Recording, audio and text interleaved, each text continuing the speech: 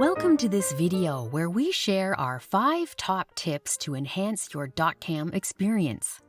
Using these tips with your document camera on Zoom will allow you to do even more in your sessions. Let's get started.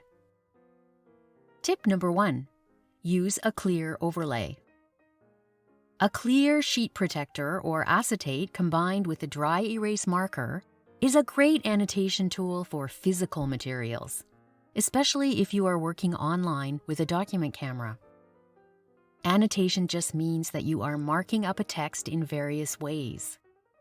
It could be as simple as underlining key pieces of text, or using a variety of marks like boxes, symbols,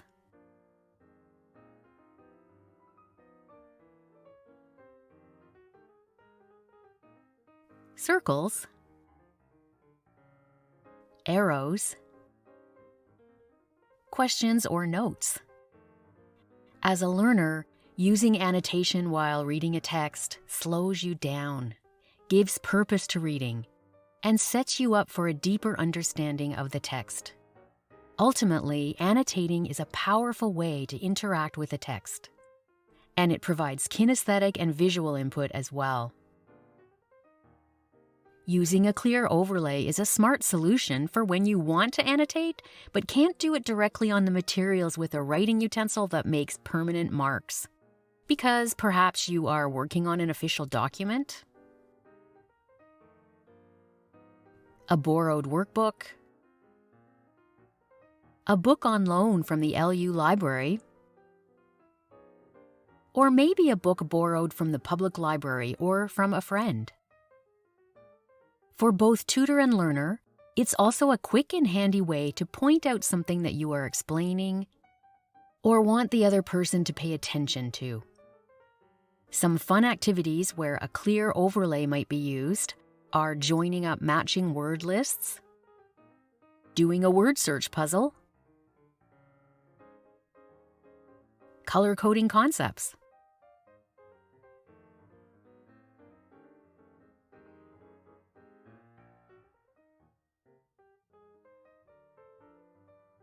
or used in conjunction with some letter tile games. Have a sheet protector or acetate handy whenever you are working with books, workbooks, or any physical documents or materials online. It's a really useful tool. Tip number 2. Use a colored underlay. When you are spread out during an activity, such as working with letter tiles, sticky notes, or word cards, use a colored sheet under your materials, or ask your learner to place a colored sheet under their materials. This will provide some welcomed contrast, but more importantly, it will act as a guide for keeping the objects within the camera's range. It's cheerful too, which really adds to the overall positive experience. Tip number 3. Take a screenshot. Screenshots save the day. Sometimes you will want to have a record of what you and your learner have been working on to celebrate a success, to add to a learner portfolio, or to use in an extension activity later. Your secret weapon here is a screenshot. A screenshot captures whatever you see on your device screen. You can grab the entire screen in one shot, or you can grab a portion of the screen, just like this.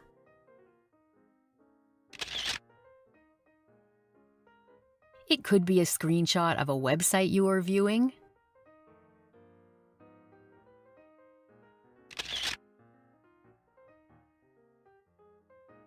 or it could be an activity using physical materials that you are sharing on your screen via a document camera. It's saved as a graphics file, and you can store it, annotate it, or share it by attaching it as a file in the Zoom chat window, as an email attachment, or in a text or messaging app. Once you and your learner master how to do this, you'll be doing it all the time, because it's that useful. Here's how to do a screenshot. On a Mac, you will press Command-Shift-3 all at the same time, and the screenshot of your entire screen will automatically be saved to your desktop. To grab a portion of your screen, press Command-Shift-4, click on the top corner of the area that you want to save, and drag the little crosshairs icon down until you have the entire area you want to capture. Release the cursor, and the screenshot will automatically be saved to your desktop. If you are on a Mac right now, pause this video and take both kinds of screenshots. Yes, we're actually using a screenshot to capture a slide that tells you how to take a screenshot. Pretty cool. Great job. Now let's find those screenshots. We'll minimize our screen so we can access our desktop. Here's the screenshot of the entire screen. And here is the screenshot of the selected portion of the screen.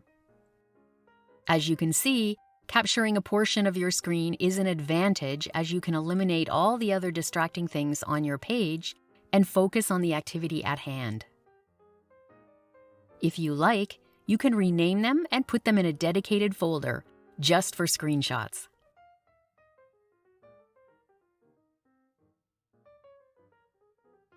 If you are using a Windows operating system and want to capture your entire screen, press the Windows key plus the Print Screen key, and the screenshot will automatically be saved in a screenshot folder within your Pictures folder on your computer.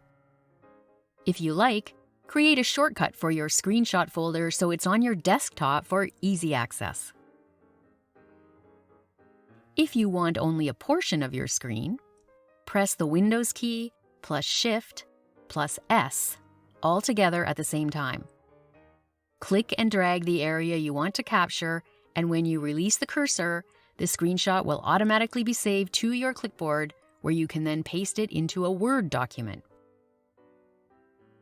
If you are on a PC that uses a Windows operating system right now, pause this video and take both kinds of screenshots.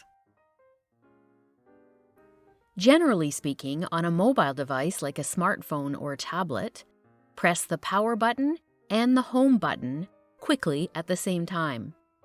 If you don't have a home button, press a volume button and the power button quickly at the same time. Your screen will flash briefly, and your screenshot will add itself to your photo gallery. If you are on a smartphone or tablet right now, pause this video and try it out. Keep in mind that each device is different, and models will differ as well.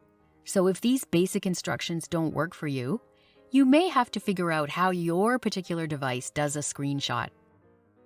Do a search online for your particular device and model. Screenshots are a great tool for both you and your learner for so many reasons. As a learner, you could add it to a digital portfolio to periodically review and reflect on progress.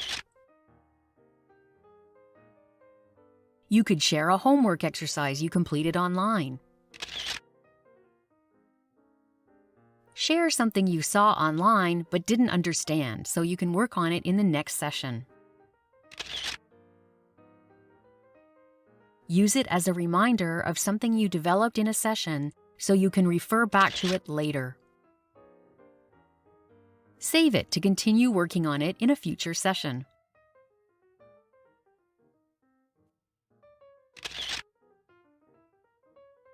Or use it as a starting point for writing.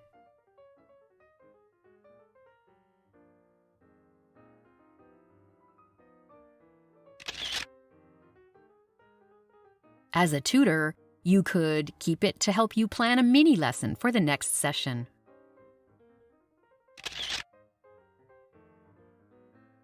Or use it to point out strengths and give feedback. These are just a few of the ways you can use a screenshot.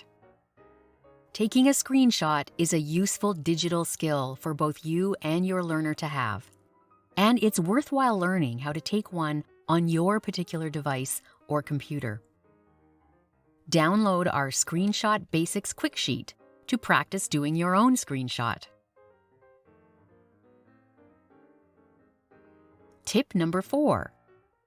Annotate your screenshot. In this top tip, we are taking the screenshot to another level.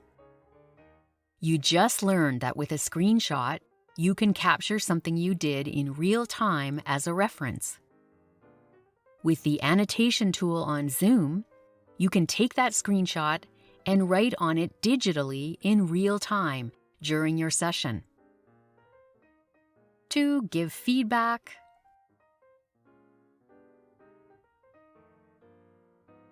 point something out, clarify a question, check progress,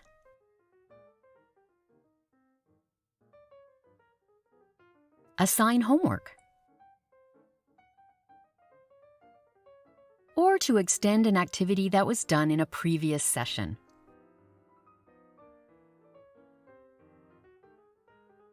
Similar to what you can do on a clear overlay, but in a digital format. Here's how to do it. In Zoom, share your screen by clicking on the green box with the arrow. In the Basic tab, choose to share your desktop. Open the screenshot you want to annotate. Locate and click the Annotate option on your main toolbar. And then use the tools on the annotation toolbar to mark up your screenshot any way you want to. You may want to hide the main toolbar to free up some space on your page. Go to More, Hide Floating Meeting Controls. You can bring the main controls back at any time by pushing the Escape key on your keyboard. Your annotation toolbar can be moved around to a convenient spot on your screen. We'll put ours here. You can type in text by clicking on the text option and then clicking on your screen to create a text box. Type in your comment.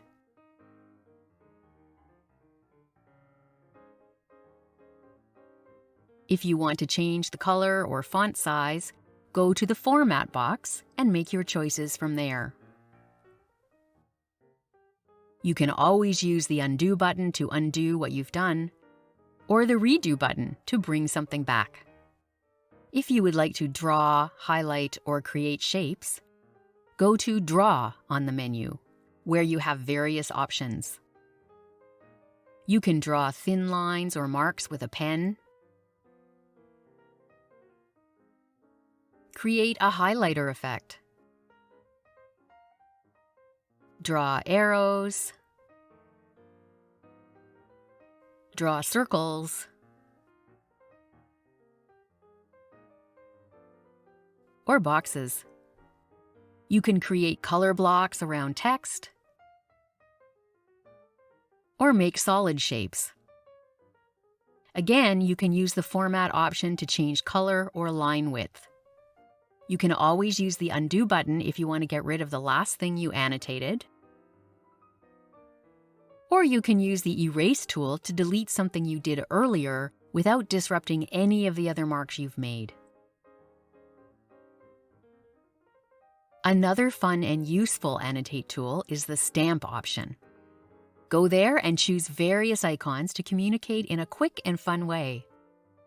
Choose a heart or a star or a check mark to give your learner some positive feedback. Your learner might choose a question mark for words they aren't sure of, or an X for errors they would like to correct. You can save your annotated screenshot by clicking here and choosing to save it as a PNG graphics file or as a PDF file. When you save it, it goes to a dated Zoom folder that is automatically created in your Documents folder when you close Zoom. the original screenshot remains the same and stays wherever you had it stored originally. After you save your annotation, you may want to continue working on your screenshot in a different way. You can either use the eraser to clear what you've done, or choose Clear My Drawings to clear everything up in one shot. We now have a clean slate.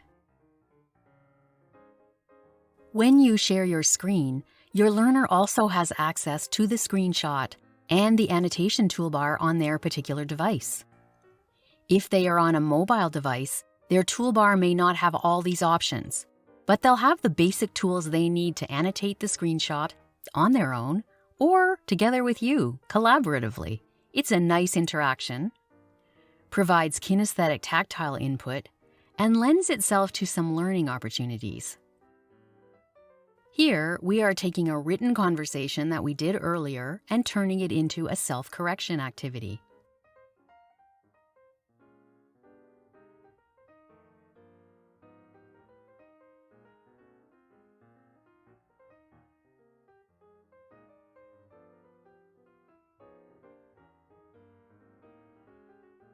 Download our Annotation Quicksheet to practice annotating your own screenshot and to help your learner figure out how to annotate theirs.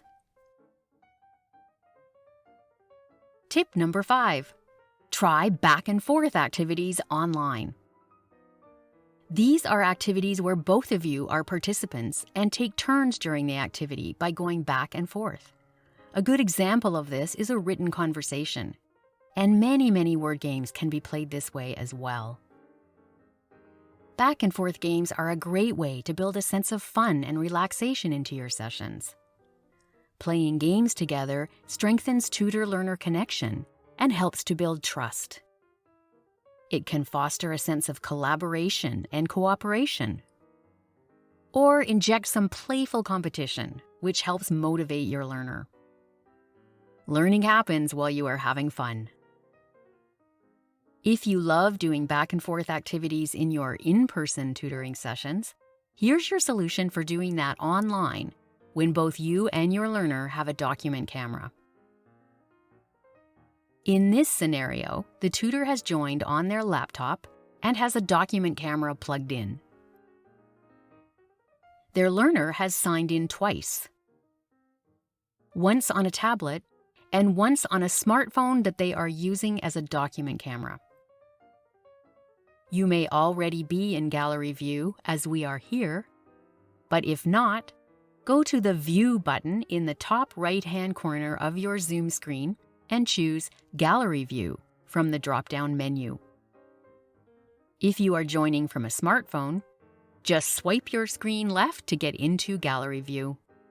If you are on a tablet, like our learner is here, tap the Gallery View icon in the upper left corner of your screen.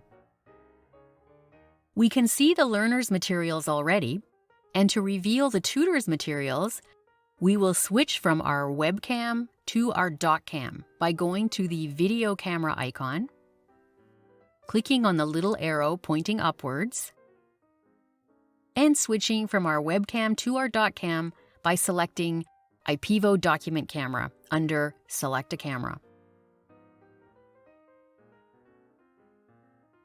So now we can see both tutor and learner's materials. You could just start the session like this, seeing both screens side by side and working that way. Or, even better, you could take one more step and pin the other person's screen so you can see it up close, just like in a real-life session. To see a close-up of our learner's screen, we just hover over their video tile, click on these three little dots in the blue box to get the drop-down menu, and choose Pin. Minimize the little window at the top to create even more room. Your learner will want to pin as well. They have joined on their tablet, so to pin you, they would just double tap on your video tile. Double tap and they'll see your screen on their main device and have their own materials right in front of them. So now you each have your materials in front of you on your table, and you each see the other person's material on the full screen in front of you, just like you would if you were meeting in person. You are now ready for your back and forth activity. When you are finished with your back and forth activity and want to see one another again, unpin your learner's video tile from here. And your learner will double tap your video tile to unpin on their device. Switch back to your webcam and you'll be communicating face-to-face again. Let's review. You each join the Zoom session with some sort of document camera. Get into gallery view. Each of you pin each other's screens. You do the activity and you unpin. And you're back. It's quite easy to do. If both of you are using IPEVO document cameras, your Zoom screen will look like this. Just two video tiles side by side. You can work this way or pin. Let's keep our setup like this and take a look at some examples of fun back and forth word games that you and your learner might want to try playing.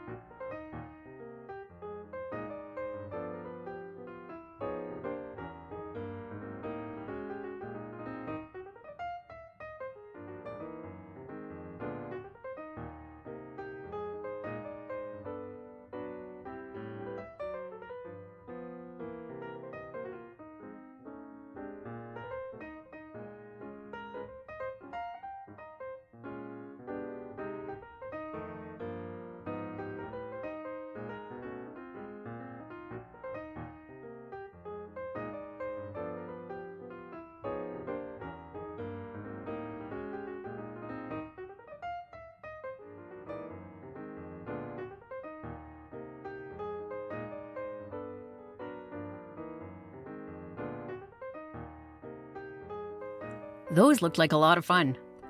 Don't let working online stop you from enjoying side-by-side activities like these. Download our activity guide with detailed instructions on how to play these back-and-forth games. And those are our 5 top tips for enhancing your DocCam experience. Using a document camera on Zoom will undoubtedly enrich your online tutoring sessions. Using these tips will expand what you can do even more. Sign out a document camera or make your own and encourage your learner to do the same so you can both experience growth, deeper learning, and a bit of additional sparkle to your sessions. Thanks for watching and have fun.